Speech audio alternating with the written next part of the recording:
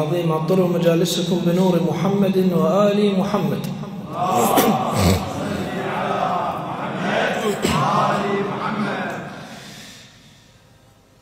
تسلسلنا في هذه الآيات آية 183 من سورة البقرة إلى أن وصلنا إلى هذه الآية 186 من سورة البقرة خلال هذه الليالي التي مضت على بركة الله. طبعا الآيات اللي كنا نتحدث فيها في الليالي السابقة إنما هي تتحدث عن موضوع الصيام. هذه الآية المباركة آية وسطية، الله عز وجل خصها للدعاء، يعني كأنما هذه الآية المباركة بنص آيات الصيام، في وسط آيات الصيام، لأنه عندك 187 وقبلها 183 84 85 86 كلهم يتحدثن عن الصيام، إلا هاي الآية بنص آيات الصيام تتحدث عن الدعاء. وكأنما نريد أن نفهم شيء، أن الدعاء واستجابة الدعاء هي ورد من أوراد شهر رمضان. وإلا تقول لماذا إن الله تبارك وتعالى ذكر آيات الصيام وأدمجت هذه الآية المباركة بحسب الترقيم الصحيح الآتي الموجود حاليا في الصحف، أن الترقيم أن هذه آية الدعاء. وإذا سألك الله يقول للنبي صلى الله عليه وآله: إذا سألوك عني أنا قريب أم بعيد؟ شو يقول لهم النبي؟ فإني قريب أجيب دعوة الداعي إذا دعاني. فنجعل هذه محطة مثل ما أن الترتيب اللي موجود في سورة البقرة أن آية الدعاء بوسط آيات الصيام، نحن تيمنا وترتيبا أيضا نسير على بركة الله، فنتحدث حول هذه الآية لأهميتها ولأثرها البالغ. أيها الأحبة، الدعاء هو روح العبادة، ولكن فيه أبحاث ينبغي الالتفات والتنويه بالإشارة تصريحا وتلميحا حول مواضيع الدعاء. الدعاء مهم جدا، الله تبارك وتعالى طلب من العباد أن يدعوه. سبب نزول هذه الآية المباركة التي تلوناها على مسامعكم المباركة أن أجوا للنبي صلى الله عليه وآله، أجوا للنبي قالوا له: يا رسول الله، ربك قريب فنناجيه أم بعيد فنناديه؟ يسألون النبي، يقولون له: احنا عندنا حوائج، عندنا أشياء بداخلنا، وأنت تقول رب العالمين يعلم بكل شيء، فهو قريب لما نحكي بيننا وبين أنفسنا ونخاطب رب العالمين وندعو قريب علينا يسمعنا. نزل جبرائيل بهاي الآية المباركة: وإذا سألك، يعني الله يقول للنبي إذا سألك، المخاطب هو رسول الله صلى الله عليه وآله، السائل هم ذول المجموعة اللي يجوا يسألون النبي. إذا سألك، منو سألوك؟ عبادي. عن من يسأل؟ عني. ما قال فقل لهم إني قريب، قال فإني قريب. جواب سريع، فإني قريب. بعد شنو أكد؟ أجيب دعوة الداعي إذا دعاني. قريب، أجيب دعوة الداعي إذا دعاني، لكن بشروط: فليستجيبوا لي مثل ما أنا استجيب لهم، فليستجيبوا لي، يكون يلتزمون بالأحكام اللي أنزلها لهم، صلاتهم صيامهم الالتزام، وليؤمنوا بي بالعقيدة الصحيحة، يكون مثل ما تردون من عندنا ربكم لطيف بكم رؤوف بكم، أنا هم أريد منكم. يعني الله في هذه الآية خلى شروط ثلاث، إذا توفرت هذه الشروط عند العبد الله يستجيب للعبد. أول شرط: فليستجيبوا. الشرط الثاني: فليؤمنوا، لابد أن يكون شنو؟ إيمان حقيقي، نستجيب لله ونعتقد بأن الله عادل، بأن الله هو أحد فرد صمد، وكل الاعتقادات الصحيحة وما جاء بها النبي صلى الله عليه وآله نؤمن بها حق الإيمان. وهلم جرى أن الإنسان إذا أراد أن يقدم حاجة إلى الله عز وجل، مجرد ما يقول يا الله انتهى الأمر. أنا أتخطر في يوم من الأيام سماحة السيد عادل العلوي رحمة الله عليه، هذا كان من علماء قم المقدسة، طبعا أغلبكم يعرفوه، وهو نار على علم معروف رحمة الله عليه. في يوم من الأيام كنا في خدمته ونتحدث حول هذه القضايا، لأن القضايا بها مسحة من العرفان، بها نوع من معرفة الله عز وجل، تقرب إلى الله. فقال أحيانا بكلمة يا الله، كلمة يا الله فقط، بس يقول يا الله أو تطلع من قلبه مو من لسانه، هاي توصل قبل بدون ما يبقى منها للصبح يبكي ويجهد، كلمة واحدة بس يقول يا الله تطلع من قلبه، قد يكون هاي تغنيه عن إحياء ليلة كاملة. هاي عن السلف الصالح، عن العلماء، عن العباد، عن الزهاد. فالإنسان أمام الله عز وجل الله يستجيب له، لكن مطلوب من عنده يلتزم. الإمام عليه السلام يقول الداعي بلا عمل كالرامي بلا حجارة. هنا يشير على هذا التفسير، أنه أنت إذا ما تصلي وتقول يا أبا أنا ما خليت إمام ما زرته وأدعوه، وما خليت نبي ما توسلت به، ما خليت مرقد ما توسلت به، وحاجتي ما تنقضي، زين هو ما أنت ما تصلي، شلون الله يستجيب لك؟ وإذا استجاب لك رب العالمين فبلطفه، ماكو مشارطة، لأن الله شرط أن الإيمان والاستجابة منك بداية الأمر، ثم الله سبحانه وتعالى يستجيب.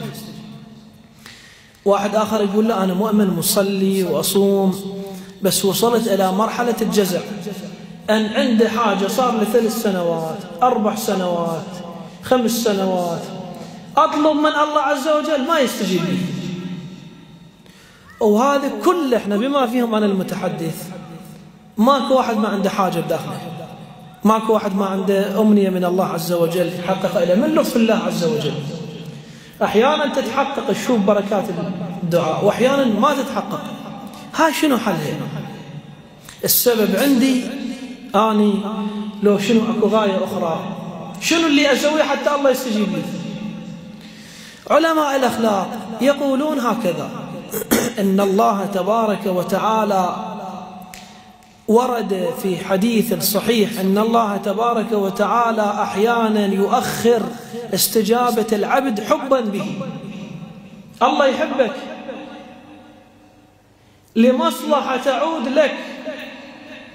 واحد يطلب من الله عز وجل أن أرزقني مثلا بيت، خلينا نقول هذا أمنيتي، ويدعو أكثر من مرة ما يستجاب له، قل له إلهي أنا صايم مصلي ما خليت إمام ما توسلت، ليش ما تستجيب لي؟ قد يكون فيها مصلحة لك وأنت ما تعلم. فلا بد أن تثبت الإيمان بالله، كون الله يدور مصلحتك بعدين تدعو. ومرة لا، الله عز وجل يأخرها حتى يستأنس بدعائك. عندنا رواية أن الله عز وجل يأمر جبرائيل يقول يا جبرائيل إن عبدي فلان ابن فلان دعاني أخر حاجته. يقول له لما؟ يقول له لأن أحب أن يدعوني، هذا الصوت أحبه، من يدعوني بقلب منكسر أحب دعوته، أخرها. وهاي دعواتها تزداد أجر وثواب هناك يلقاها في يوم القيامة، وبالدنيا أعوض بالتالي، بس أخرها. واحد ثاني بس يدعو يقول له يا حبيبي يا جبرائيل اقضى حاجته وخلصني من عنده، ما أحب أسمع من عنده الدعاء. فأنت مرات من الله سبحانه وتعالى ما يستجيب لك، الله يحب تلح، إن الله يحب اللحاح في الدعاء. وورد عن نبي الله موسى سلام الله عليه يقول إن الله يحب أن يدعى في كل حال، حتى النفخة في القدر، حتى النفخة في القدر. طبعا قبل يحطون القدر يحطون نار جوا، المرة تنفخ بالنار حتى يشتعل. هاي النفخة يقول قبل لا تنفخ المرأة الله يحب أن تقول له إلهي وفقني، إلهي عيني، وتنفخ تحت القدر. وحتى في وضع الملح على الزاد، المرأة لما تدخل الملح على الزاد عملية سهلة جدا. الله عز وجل يحب قبل لا تحط الملح تدعو الله الاستعانة. وحتى إذا انقطع شسع نعل أحدكم، شوفوا شلون الله عز وجل لطيف بعباده. نبي الله موسى يقول حتى شسع نعلك إذا انقطع، أنت مو قاعد تصلحه بيدك، قبل يصلحونه بديهم، أو تلبس أجلكم الله مداسك، قبل لا تلبس قل إلهي أعني. الله يحب يكون على تواصل معه في كل صغيرة وكبيرة، لأن الدعاء هو ذكر لله عز وجل. حتى من تدخل للخلاء، من تدخل للحمام، كون دائما تلهج بذكر الله عز وجل. البعض يسأل يقول أنا أدخل للحمام هذه نجاسة، كيف أذكر الله عز وجل؟ اسم الله عظيم. لا، الأمور ليس هكذا تقاس. نبي الله موسى عليه السلام يقول له إلهي أذكرك في خلوتي، لما أدخل للحمام مثلا يقول له ذكري حسن على كل حال، لأن الله ما نقيس، لا تدركه الأبصار والعقول. ذكري حسن على كل حال. إذا دخلت للحمام قل بسم الله وبالله. هاي رواية الإمام الصادق عليه السلام اللي علم بها الفضيل، يقول إذا دخلت للحمام قدم الرجل اليسرى وقل بسم الله وبالله. اللهم اذهب عني الأذى وهنئني بطعامي وشرابي وعافيني من البلوى. الحمد لله الذي جعل الماء طهورا من تشطف ايديك، وهكذا. هذا كلها أدعية. تقول الحمد لله، هاي دعاء. فالدعاء هو صلة بين الله وبين عبده. لا يعبئ بكم الله عز وجل لولا الدعاء. الله تبارك وتعالى أكد أن لولا دعائنا ما يهتم فينا الله عز وجل. سبب اهتمام الله بعباده هو الدعاء. والدعاء سلاح المؤمن.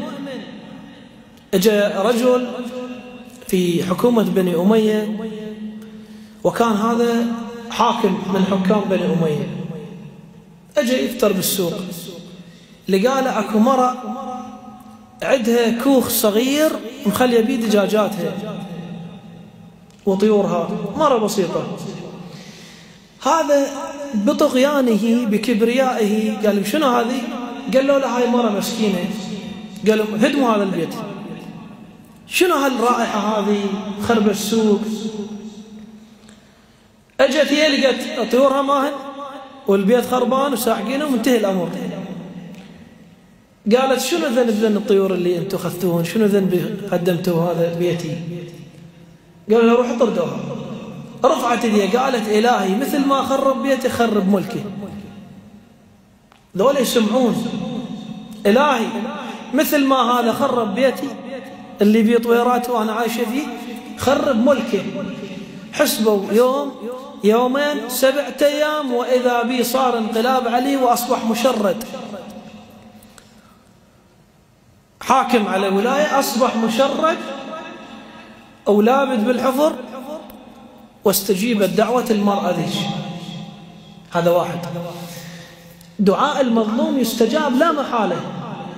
المعتصم العباسي لعنة الله تعالى عليه، المجرم المعتصم، لما استلم الحكم في بغداد جاب أولئك الأتراك وسلطهم على بغداد، على هاي المناطق، فقاموا يكثرون في الأرض فسادا، فيطبون، لا يخلون واحد عنده مخضر ما يأخذون من عنده قوة، ما يخلون واحد مثلا إنسان ملتزم متدين كذا لا ما يهينوه بالشارع.